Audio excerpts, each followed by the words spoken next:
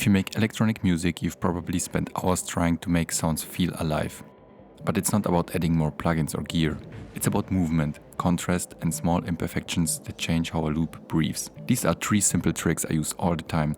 They take seconds to set up, but they instantly make any pattern sounds deeper, more human, and more alive. First up, let's talk about giving your pattern a personality. Not only when the note is playing, but also how each note behaves. This adds a subtle variation to your sequence, it starts to feel more alive without changing the notes or something. Your groove isn't static anymore, it breathes, it reacts, and it starts to feel human, Small changes on each steps create a hypnotic and dynamic sequence that feels instantly more interesting. Okay, so this workflow is especially well known on the Electron devices. As you can see here, they have the legendary Electron sequencers. And if you set the trigger conditions or the parameter locks, you just need to press a trigger right here. And if you hold it down, you can change like any value, and this value will only apply on this step on the sequencer. So if I play the sequence, it's a pretty basic and monotone sequence, right? But if I introduce some trigger conditions, I hold down the trigger and open the filter maybe, press play again.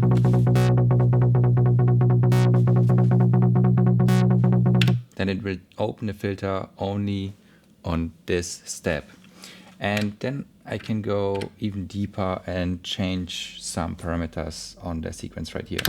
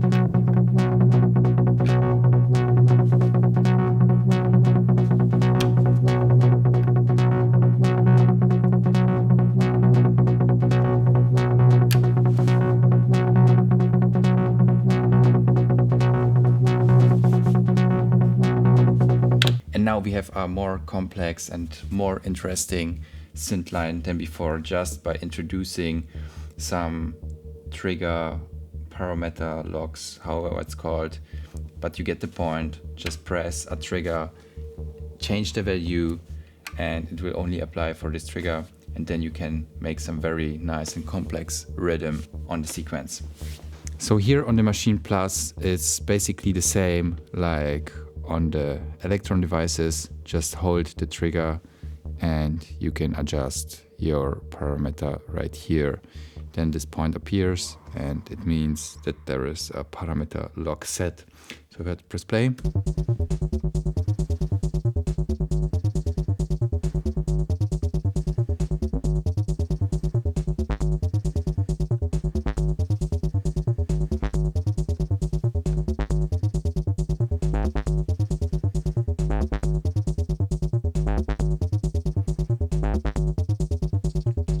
and as you can hear, the sequence becomes even more interesting.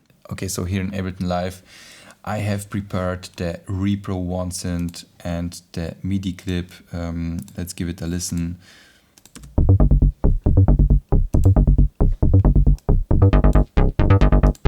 So a pretty basic sequence right here. I will turn on also the kick.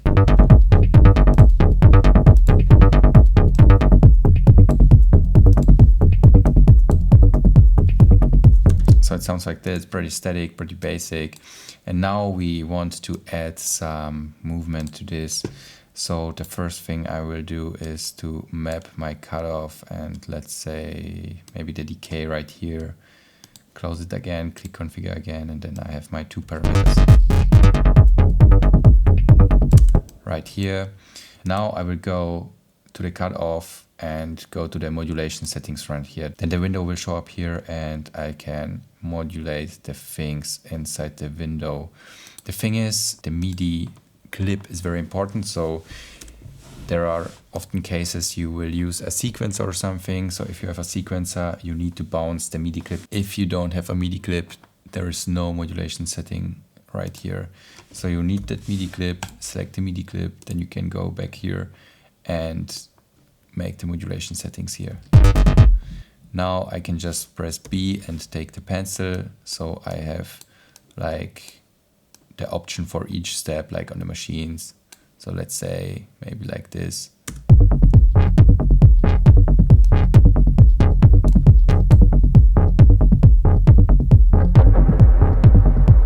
And it starts to get more interesting, right? Then I will do the same with the decay.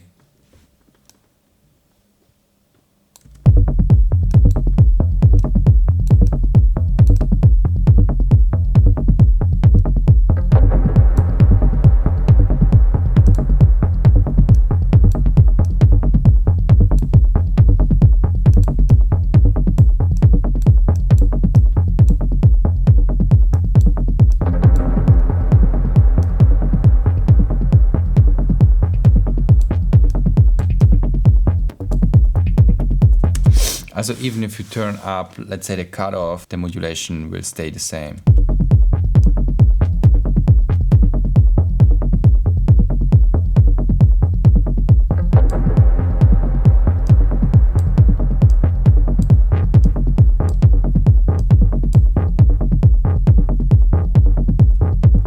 And now the sequence is even more interesting than it was before. Now let's add movement that the listeners don't even recognize, but they feel it. The change is subtle, but it gives your track life and depth. When you mute it, the track feels flat.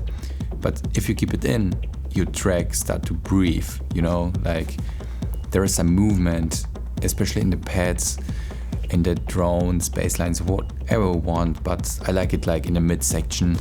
If you add a subtle LFO and have the subtle movement inside there, your track is just breathing, and yeah, it's a very nice and organic feeling. Okay, so I have prepared a pad right here. Let's give it a listen first.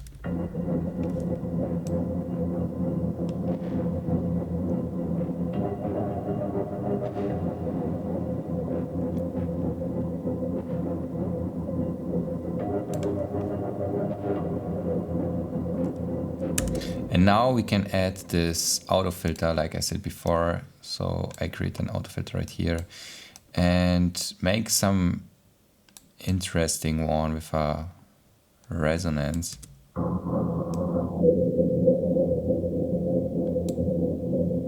And then you have the LFO setting right here. So I turn it up pretty heavy, make it a bit slower.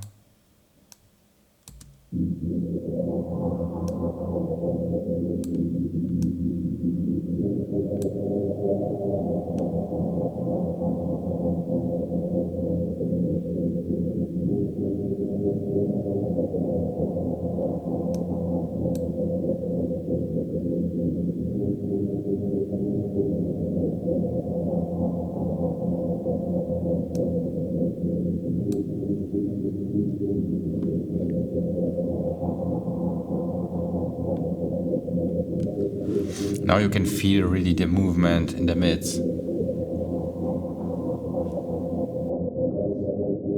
So as you can see, there's some kind of movement, the track starts to breathe. And this is very important on drones or pads to not get static or boring over time, you know. You can use also different filter type. Let's say the notch filter, then it sounds similar to a phaser, let's say.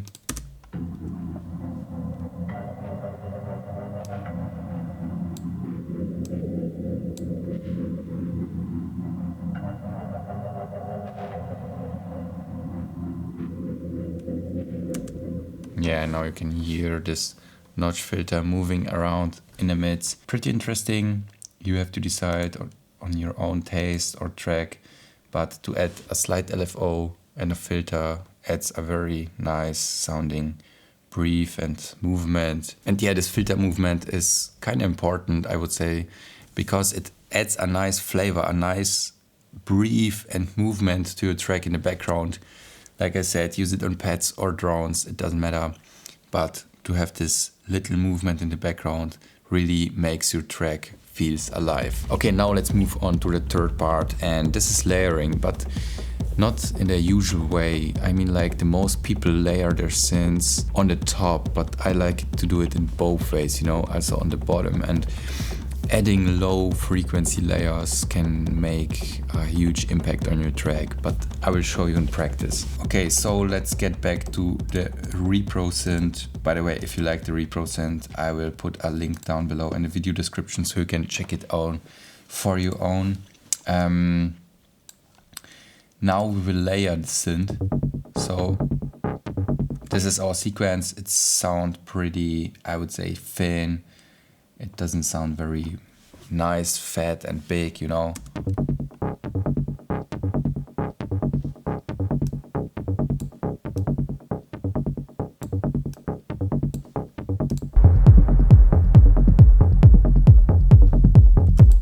So I will make just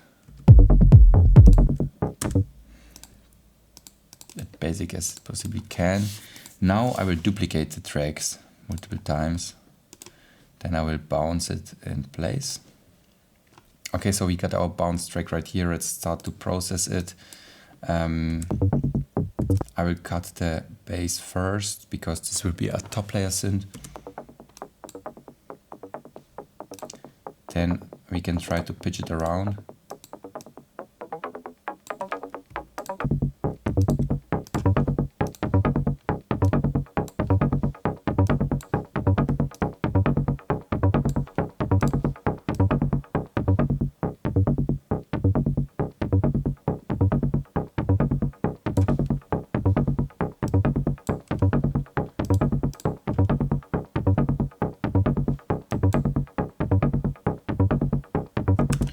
It starts to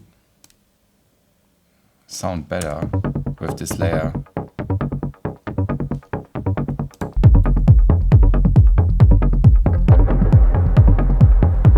And now I will just duplicate it again.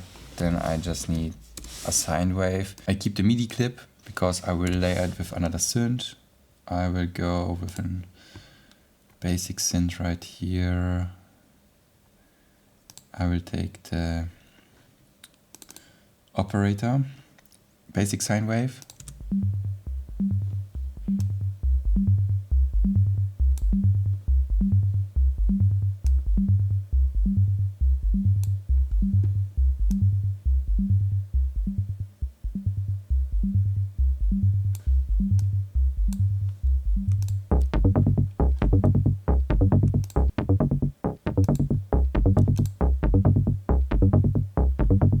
We can pitch it even more in the bottom, like if we take a pitch right here, -12.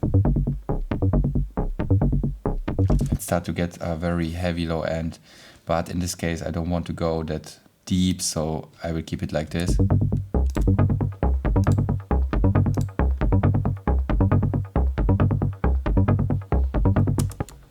We can group them together right now, glue them a bit together.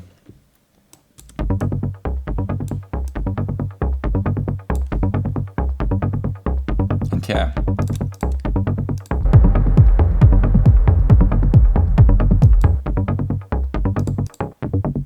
This was the sequence before.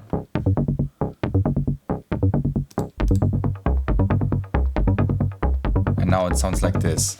More fat, more depth, and more alive. The contrast is what works, you know, to combine all these layers together, mix it very well. Mixing is very important. Your bass start to sound like very high quality, very round if you add the sine wave on the bottom, especially on thin sequences, which I also struggle very often. I add these layers, or also add a second oscillator, like on the modular synth when I'm patching a sequence and I have a sequence I like, I add a second oscillator with a sine wave down below, and then it feels more massive, it feels more heavy, it feels more present, you know, and this is very important, especially in techno. Okay, so thanks for watching, guys. I hope you enjoyed the video. I hope you could learn something.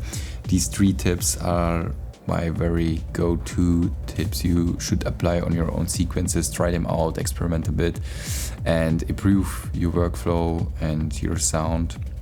If you have any questions or something, leave them in the comments down below.